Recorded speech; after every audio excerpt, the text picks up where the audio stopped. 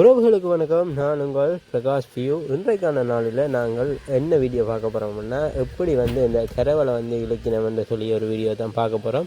காலைக்கு போகிறதுக்கு முன்னாடி எங்கள் சேனலுக்கு நீங்கள் புதுசாக இருந்தீங்கன்னு சொன்னால் மறக்காமல் நம்ம சேனலை சப்ஸ்கிரைப் பண்ணி இப்படியே பக்கத்தில் இருக்க பெல் பட்டன் ஆல் செலக்ட் பண்ணுங்கள். அப்போ நாங்கள் போகிற ஒவ்வொரு வீடியோவும் உங்களுக்கு உடனுக்குடனடியாக நோட்டிஃபிகேஷன் வரும். வாங்க வீடியோக்களை போகலாம். இதில் ஒரு பேருக்கு 200 300 தான்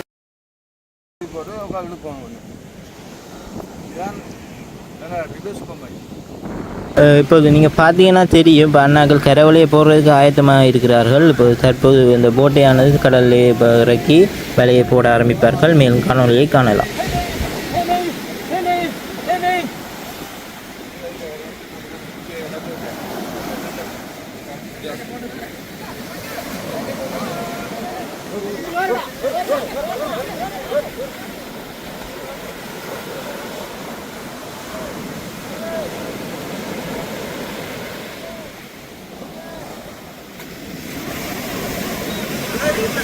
இப்போ பார்த்தீங்கன்னு சொன்னால், இப்போ ஐயாட்ட கரவலைட்ட ஒரு பகுதியான கயிறை கொடுத்துட்டு அப்படியே இந்த பக்கமாக போயிட்டு கரவலையை போட்டு இந்த பக்கமாக போட்டு வளைச்சிக்கிட்டு இருக்காங்க. பார்த்தீங்கன்னா தெரியும். போட்டுட்டு அப்படியே அந்த பக்கமாக இந்த கரையில் இறங்குவாங்க.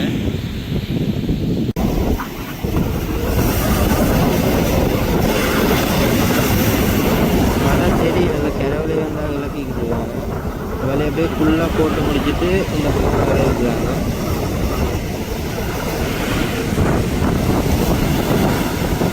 கிட்டத்தட்ட ஒரு 3 ரோல் கம்பான அளவு கடலில் போட்டுட்டு தான் இந்த வேலையை போடுறாங்க. ஐயா பார்த்தீங்கன்னா இழுக்க மாட்டாங்க. ஏன்னு சொன்னால், இதில் விலையில முன்னுக்கு மடின்னு சொல்லி ஒரு பகுதி இருக்குது.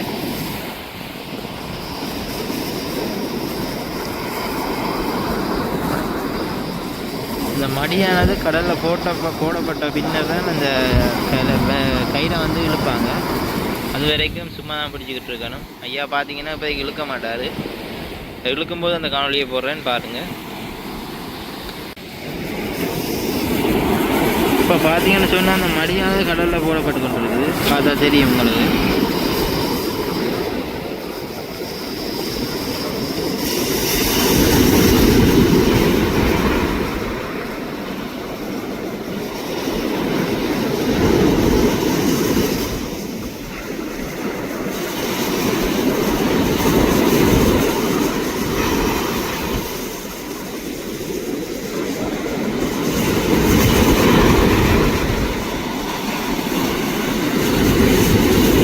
மடியானதை போட்டு இருக்காக இழுக்கிறவன்னு பார்த்தீங்கன்னா, அந்த விலையை இழுக்காட்டி அந்த விலை முறுகிடும். அதுக்கு இப்போ வர மீன்கள் உள்ளே போகாது, வெளியே போயிடும். அதுக்காக தான் அதை போட்டு இழுக்கிறாங்க. மணி போட்டு முடிஞ்சுது. இப்போ பார்த்தீங்கன்னா ஐயா இழுக்க ஆரம்பிச்சிட்டாரு பாருங்கள்.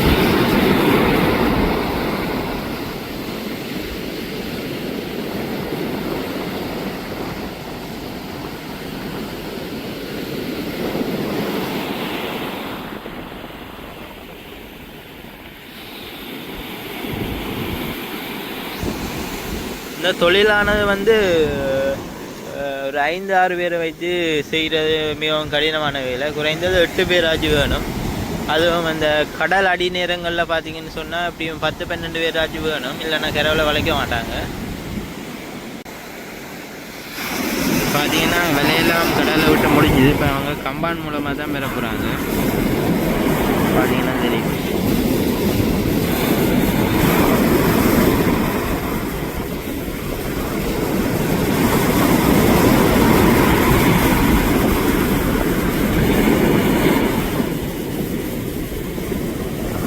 பார்த்தீங்கன்னா தெரியும். கம்மனை எறிஞ்சிக்கிட்டு வராது. கொஞ்சம் கொஞ்சமாக விளக்கினா அது கொஞ்சம் உயிருக்கு ஆபத்தாக போயிடும். அதனால கம்மனை எறிஞ்சிக்கிட்டு வராது.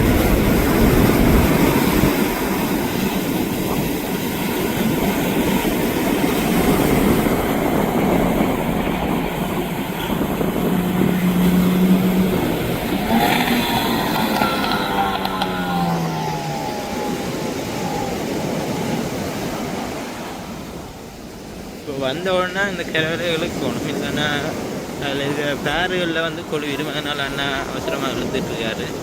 போட்டால் கூட என்ன இழுக்கல பாரு.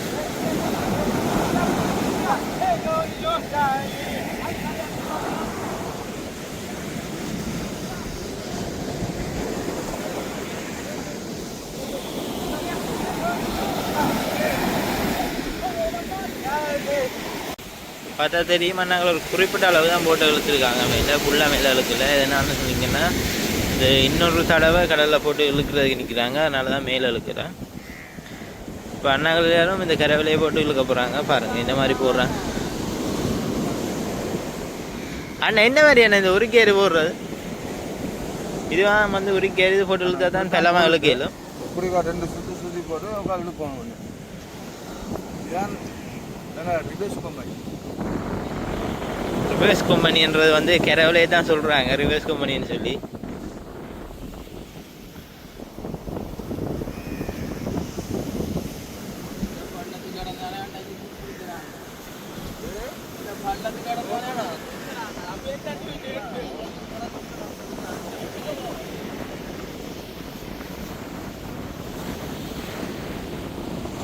இப்போ பார்த்தீங்கன்னு சொன்னால் அண்ணாக்கள் இப்போ 2 பக்கம் இழுத்துட்டு இருப்பாங்க. பார்த்தீங்கன்னா இதோட சைட் வந்து அப்படியே கடலுக்கு போயிட்டு அப்படியே வளைஞ்சி வருது.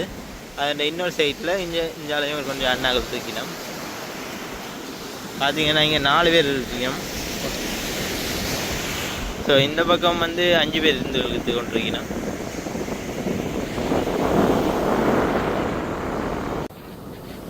பார்த்தீங்கன்னா தெரியும், இந்த வயசான ஐயாக்கள்லாம் கஷ்டப்பட்டு இருந்து இழுத்துக்கிட்டு இருக்காங்க. ஒரு குறிப்பிட்ட அளவு இழுப்பாங்க, அங்கே இழுக்க முடியாது. என்ன அங்கே முட்கள் நிறைந்த இடங்களாக இருக்குது, அதனால் குறிப்பிட்ட அளவுக்கு இழுத்துட்டு விட்டுட்டு வந்து முன்னால் பிடிச்சி இழுப்பாங்க. பார்த்தீங்கன்னா தெரியும்.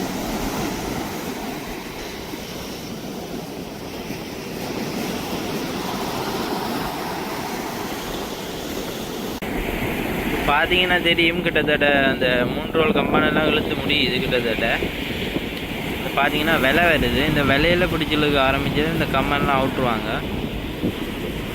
அப்புறம் இங்கே நிற்கிற ஆட்கள் எல்லோரும் கிட்ட வந்துடுவாங்க. மேலும் தொடருங்கள், காணொலியை காணலாம். இப்போ நீங்கள் பார்த்தீங்கன்னா தெரியும், அந்த பக்கம் இருக்கிறவங்க கொஞ்சம் இலவான முறையில் இழுத்துக்கிட்டு இருக்காங்க. இந்த பக்கம் பார்த்தீங்கன்னா கொஞ்சம் இலம் கொடுத்து இழுத்துட்டு இருக்காங்க. என்னதுக்குன்னு பார்த்தீங்கன்னு சொன்னால், இந்த பக்கம் வந்து கரவலை வந்து வரவில்லை இன்னும். அந்த பக்கம் பார்த்தீங்கன்னா அந்த விலையானது வந்துருக்கு, இந்த பக்கம் பார்த்தீங்கன்னா அந்த விலையானது வரவில்லை. அதனால் கொஞ்சம் பலமாக இழுத்து இந்த பக்கத்தை கொஞ்சம் பெற வைக்க பார்க்குறாங்க. அதுக்காக தான் பலத்தை கொடுத்து இழுத்து கொண்டிருக்கார்கள். இப்போ பார்த்தீங்கன்னா தெரியும், ஆனால் கிட்டேருந்து இழுத்து கொண்டிருக்காங்க. இந்த கரவலையை ஒரு குறிப்பிட்ட இடத்துல வைத்து அதை வளைத்து போட்டு கொண்டிருக்கார்கள். பார்த்தா தெரியும், இது ஒரு அளவுலேருந்து தான் இழுக்கிறாரு. சில நேரம் இந்த இடத்துலேருந்து கூட இழுக்க வாய்ப்பு இருக்கிறது. அது கடலின் நிலைமையை பொறுத்து இருக்கிறது. கடல் உவட்டானது கொஞ்சம் குறைந்த அளவு வருமா இருந்து, கடல் அலையானது ஒரு குறைந்த அளவில் வருமாக இருந்தால் கொஞ்சம் பக்கத்தில் வைத்து இழுக்கக்கூடிய மாதிரி இருக்குது. இது கொஞ்சம் அதிக அளவில் காற்று அடிக்கிறபடியாக கொஞ்சம் அண்ணா தூர வைக்க வேண்டியதாக இருக்குது.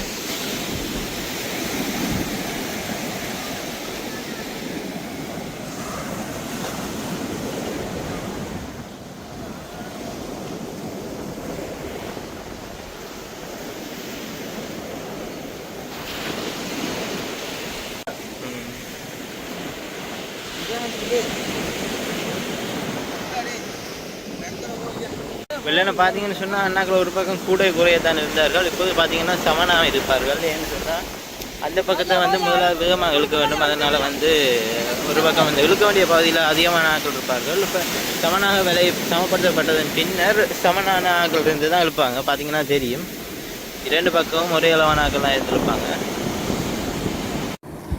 நீங்கள் காணும் இந்த காணொலியானது ட்ரோன் மூலமாக எடுக்கப்பட்டு கொண்டிருக்கிறது. இந்த காணொலியில் அருமையான காட்சிகள் பிடிக்கப்பட்டிருக்கிறது. மேலும் இதை தொடர்ந்து பாருங்கள். என்னன்னு சொன்னால், இதில் வலைக்குள் இருக்கும் மீன்கள் அருமையான முறையில் தெரிகிறது என்பதை விட தென்படுகிறது. உங்கள் சுத்த தமிழிலே தென்படுகிறது என்று சொல்லலாம். மேலும் இந்த காணொலியை பார்த்து கொண்டிருங்கள். அருமையான காட்சிகளை நீங்கள் பார்க்கக்கூடியதாக இருக்கும்.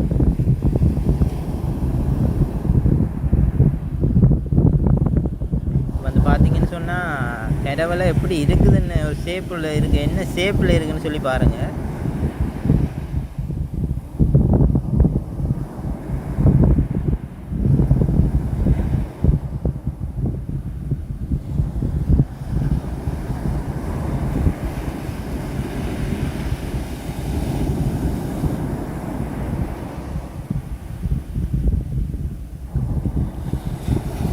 இது வந்து என்னிட்ட இருக்குது அவ்வளோ குவாலிட்டியான ட்ரோன் கிடையாது. அதனால் கொஞ்சம் அதிகமான ஒரு ஸ்டக்குக்கு வந்து எனக்கு தமிழ் தெரியவில்லை. அதை ஸ்டக்குன்னு வைத்துக்கொள்ளுங்கள்.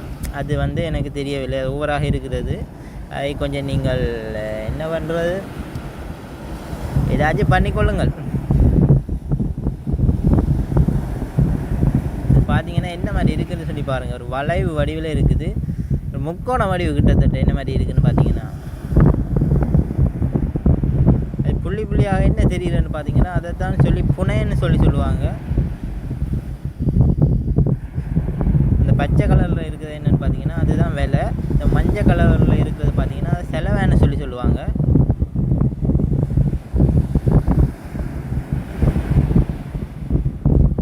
செலவாயில் மீன்கள் தெரிகிறது நீங்கள் பார்க்கக்கூடியதாக இருக்கும்னு நினைக்கிறேன்.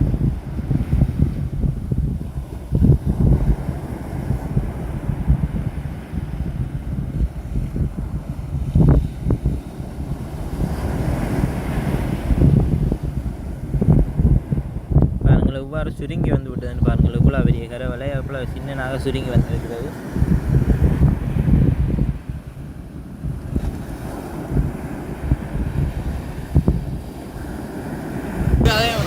பார்த்தீங்கன்னு சொன்னால் கரவலையான கிட்ட வந்துடுது, பார்த்தீங்கன்னா தெரியும். பண்ணாலும் 2 பேர் கஷ்டப்பட்டு கொண்டு வைக்கலாம்.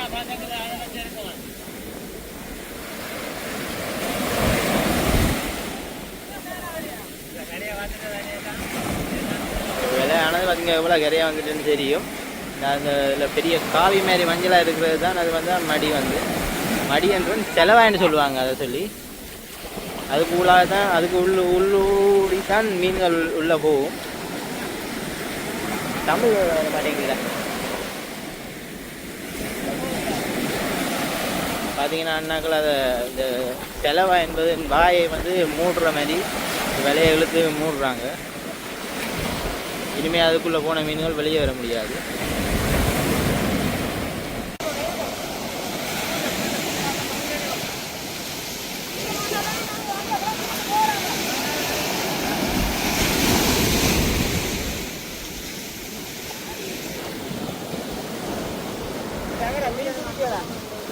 அதான் போடும்.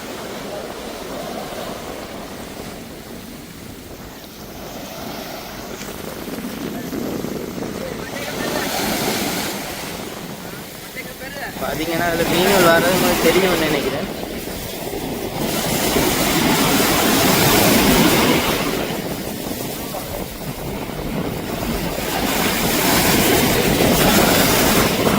இதுதான் மடின்னு சொல்லுவாங்க சுற்றுப்பகுதியை. இந்த இடத்துல என்ன சொல்லுவாங்க மடி.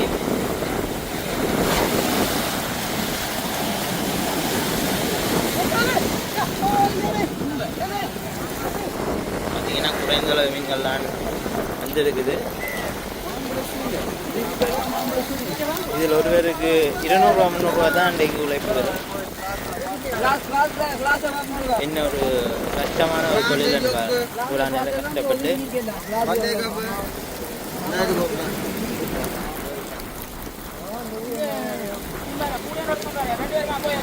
ஓகே. இந்த வீடியோ நீங்கள் பார்த்துருப்பீங்கன்னு நினைக்கிறேன். இந்த காணொலி உங்களுக்கு பிடிச்சிருந்தா லைக் பண்ணுங்கள், ஷேர் பண்ணுங்கள், கமெண்ட் பண்ணுங்கள், முக்கியமாக சப்ஸ்கிரைப் பண்ணுங்கள். தேங்க்ஸ் ஃபார் வாட்சிங் காய்ஸ்.